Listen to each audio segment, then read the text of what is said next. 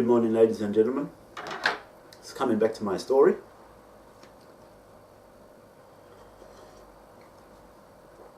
I think I left off where that black guy from the croft was trying to intimidate me. And okay, so next, while I was at the croft, I told you the croft is the place where Rudy went after he'd done an armed robbery. And that's the reason why I was there at the croft. Cassie from Tranbys put me there. Okay, so I'll carry on with the story. Dad and Connie picked me up for lunch the one day. And we went to Nando's Chicken down the road. And then Dad was telling me about some Commodore following them. That's been following them all day. And I didn't think much of it because there was a lot of stuff going on in my life and there was people following me around everywhere. And people were bullying me.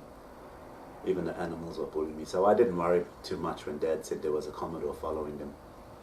Could have been anybody. Didn't bother me. But I think people were just trying to get me paranoid that people were watching us. And it was because of me. But with what was so much going on in my life at the time, I wasn't that worried about people following us. Because people were intimidating me every day. 24/7. People I don't even know. Everybody in society. So we went to Nando's, we had lunch there. And on the way back, there was a blue Mercedes E-Class. And when I saw that Mercedes E-Class drive past, my dad went, And to me, what that was implying was because my ex-wife's mum's boyfriend drives an exact same car like that E-Class Mercedes-Benz. So what my dad was trying to imply to me that it was them, that it was Jamal, his name is, that he was following us around or watching us. So I think my dad was trying to imply that everything that's going on in my life is because of them, which is my ex-wife.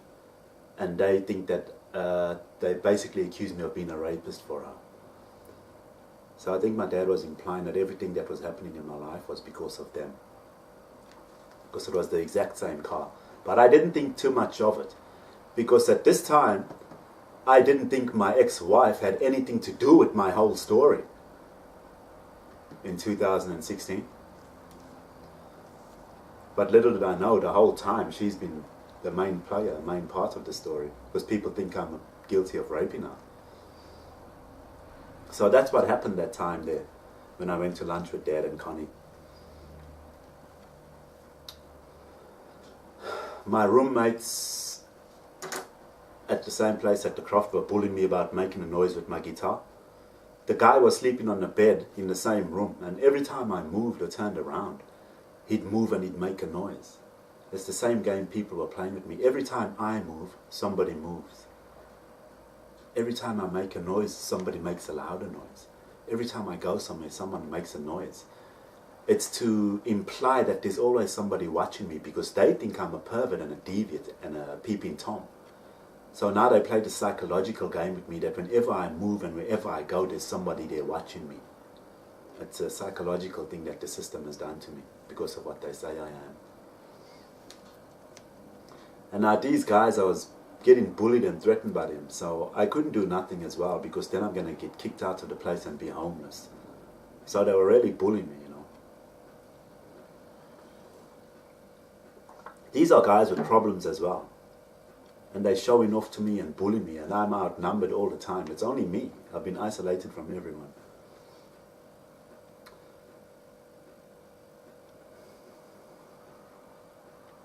Now also, while I was there, I was trying to further my career. Because while I was in a disabled state with my hip due to the system, I was trying to advance my career in the form of supervising or weld inspection, because I'm a boilermaker and welder by trade and I've been in it for the last, say, 18 to 20 years. So while my hip was disabled, I wanted to get into welding inspection, and there was a supervisor's program. So I was trying to do them.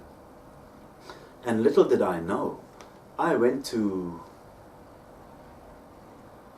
a few of these communique places, and I got all these pages of information on these courses because I really want to do these courses while my hip gets better.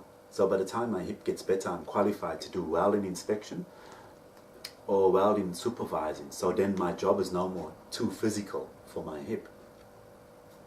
Now little did I know that the system had blocked me off from my career for the last 5 years before that. I didn't know that. So the system didn't want me to advance in my career. They were making me unemployed, broke and homeless on the dole, and they've done it so far by this time, 2016. So I was calling up this lady about these courses, and she would never get back to me.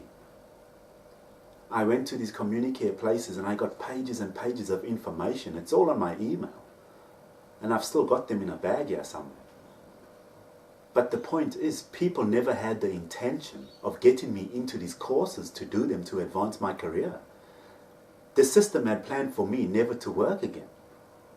And I didn't know that. If you ask these people, if you find a lady, I went to the TAFE in town and I spoke to a lady about it.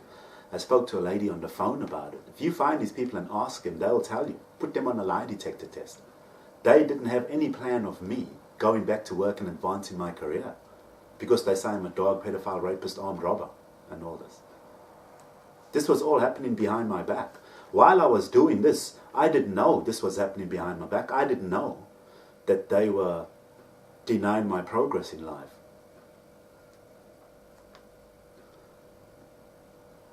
So when I did speak to the lady on the phone, she just always spoke to me some rubbish and I couldn't get anywhere. And when I think of it now, I can't believe it. That this is my career. I've been in welding, boiler making for the 20 years. And my future plan was to get into welding inspection or supervising. So I get out of the physical side of the job. Because I actually enjoyed the physical side of the job, then I wanted to move up to inspection and weld and supervising.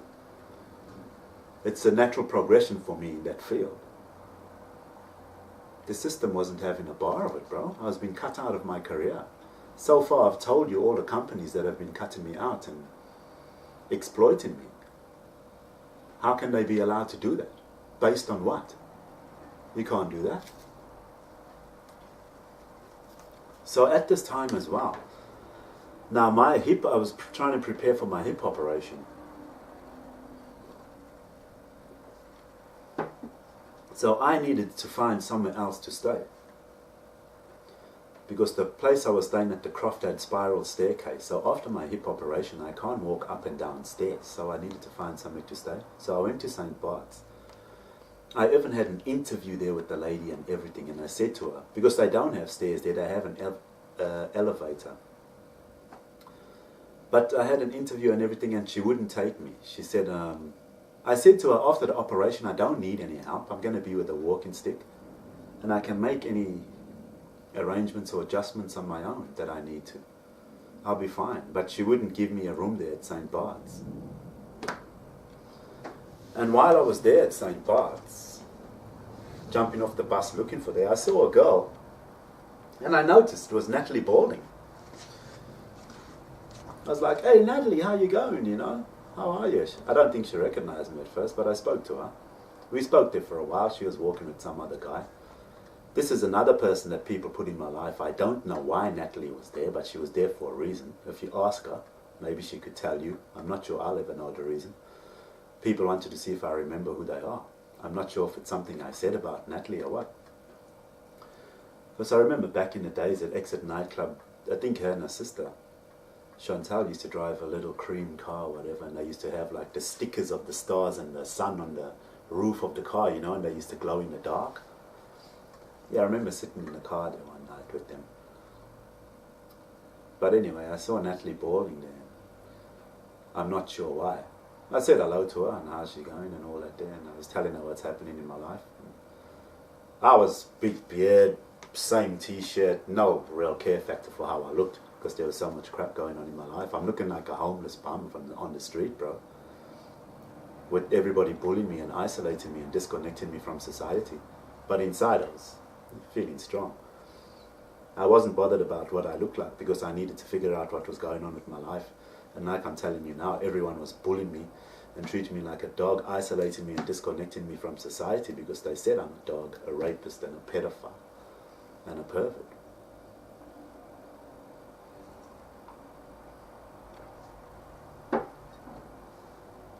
So they wouldn't take me at St Bart's. And this time everybody's following me on the bus, etc. People are looking at me strangely, following me around, looking at me, getting in my way and bullying me. By society, everybody. People are walking across me in my way and everything, and I've got a walking stick. People showed no fucking respect or gave me any right of way with a disabled hip. People were bullying me even harder because of my hip. The system fucked my whole life up and fucked my hip up, and they got everybody to bully me harder. And I haven't even done anything to nobody. But I'm getting treated just like a piece of shit, bro. And I don't know what I've done to who. So while I was there at the croft, the girl rang me up. Her name was Robin. Now she wanted to know if I wanted to give AALIYAH a passport, because apparently my ex-wife wanted to get a passport for AALIYAH. Now AALIYAH is my daughter. My ex-wife disappeared with my daughter in 2006, 2007. And by this time I haven't seen him for 10 years. You know what I'm saying? And when this girl, Robin, rang me up, she was asking me personal questions like, so how long has it been since you've seen AALIYAH? And why is that? And do you think you'll give AALIYAH a passport? And I had to say to her, whoa, whoa, whoa, hold on, Robin. These are personal questions that have nothing to do with you. You calling up to inquire about me giving permission for my daughter to have a passport. But the questions you're asking me are way too personal. I had to stop her there because she was getting personal. Because if you ask or find out, inquire about Robin, I bet you she wasn't from the department. And she's not allowed to ask me all these personal questions, whether I want to give my daughter a passport or not. I think it was some more fake people pretending to be somebody else. These are all people, the people that were calling me up, even for my courses. I don't think they were the right people. They're the system pretending to be these people. And they're just blowing me off and getting personal with my private information. So this Robin girl, I said to her, no Robin, hold on. You're asking me too many personal questions. Whether or not I want to give my daughter a passport is none of your business. All you have to do is send me the paperwork. I'll fill in the paperwork and the rest is up to me. The rest is up to you based on the paperwork. I am my daughter's father. I was there for my daughter's birth. My daughter was conceived out of love, happiness, joy, and a family. And I'm on a birth certificate. And I'm her dad. And I have a right to say whether she has a passport or not. Now at this time, I saw this as an opportunity for me to reconnect with my daughter and my ex-wife. Because I didn't have a problem giving my daughter a passport. But the opportunity to reconnect was way more important. So I figured now that my wife wants a passport for my daughter, she can talk to me now. So on these forms that Robin sent to me, I didn't give my daughter permission to have a passport. Because firstly, I wanted to reconnect with her and her mother. I saw it as a perfect opportunity. So that's what I've done. I denied my daughter a passport because I wanted to talk to them first. And I sent the papers back to Robin. I've got them all on my email. I've got the copies of them here. Now I'm her father. I have a right whether she's allowed to have a passport or not, regardless of how long or when I've seen her. As far as I'm concerned, as far as I know, those are my rights. I don't see how she can get a passport without my permission, because that means she can leave the country at any time and disappear out of my life forever. and there's nothing I can do about it. So I don't see how she's allowed to get a passport. I don't think that's legal.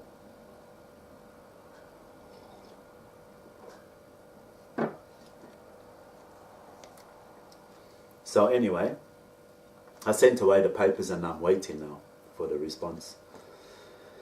Anyway, I went to Rob's house in Cannington with Byron. And I met Rob's missus for the first time. Let's see.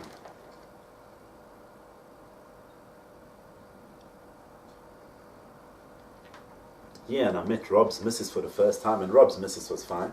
Rob used to always whinge about what a cunt his missus was and all that stuff, you know. I never used to pay attention to it. Rob was doing that to surround me with depression and anxiety. Rob used to talk about upskirts and his missus being a bitch because he was trying to get me to talk about my ex-wife and upskirt photos that I had on my phone from the internet. So Rob was all a lie to me. Whatever he was saying to me, he was talking about my personal information, trying to make me look bad. And that's what he done.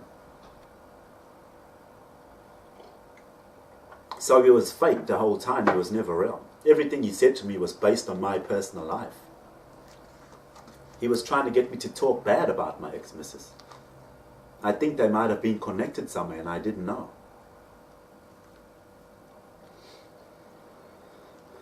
So we sat there for a while, we had something to eat, whatever. Anyway, now I had to prepare for my operation. So I went to the hospital, got all my preps and all this and that. And Mum came to meet me in town. At this time, because my mum had isolated me, my brother, Noel, my friends and everybody, and I'm homeless, getting bullied by homeless people and everyone in society, I was feeling alone, isolated and disconnected, but strong on the inside, because I knew the people around me didn't care about me, you know. It wasn't a feeling of hopelessness. It was a feeling of having people around me that didn't care. I didn't feel hopeless. I felt that the people around me were hopeless to me because they didn't care enough about me. So I had to stand strong on my own. So my mum came to meet me in town, and I wasn't that excited. I didn't really feel anything emotionally about my mum coming to the hospital with me to have the operation, because my mum had been bullying me and isolating me and treating me bad. And I think she just came there as a motherly duty thing to do. I didn't feel she needed to be there at all, you know. So I didn't feel anything great about her being there. And when I had the operation, the girl shaved me over here, halfway by my pubes. I'm not even sure if they're supposed to do that because I get cut over here, nowhere near my pubes. They might have just been doing that to bully me. You'd have to ask them. And so I went to the operating theatre and there was a girl there. And she was busy playing on her phone. She was going to give me the anesthetic and stuff. And I never saw Dr. KUSTER at all. He's my surgeon. Now usually I thought the protocol is for your surgeon to talk to you first, make you feel a little comfortable, and then you know he's going to do the operation, you know. But I didn't see my surgeon at all, Dr. KUSTER. He didn't talk to me before the operation. He didn't talk to me at all after the operation. I didn't see him at all. I don't even know if he done the operation on me. I would like to know if he did. I would like to know if Dr. KUSTER performed the operation on me. And I would like to know what I have in my hip joint. Because I can't get the right information out of anybody. They've been playing me for a fool, the whole system, for the last 7 years. They're doing whatever they want with me. So I want to know if Dr. KUSTER performed my operation, and I want to know what is in my leg, what is in my hip. I want to know. That's my right. That's my hip. And the system fucked it up for me for no good reason at all, for false accusations. So I want to know. I didn't see him before and after the operation. How do I know that he done the operation for me?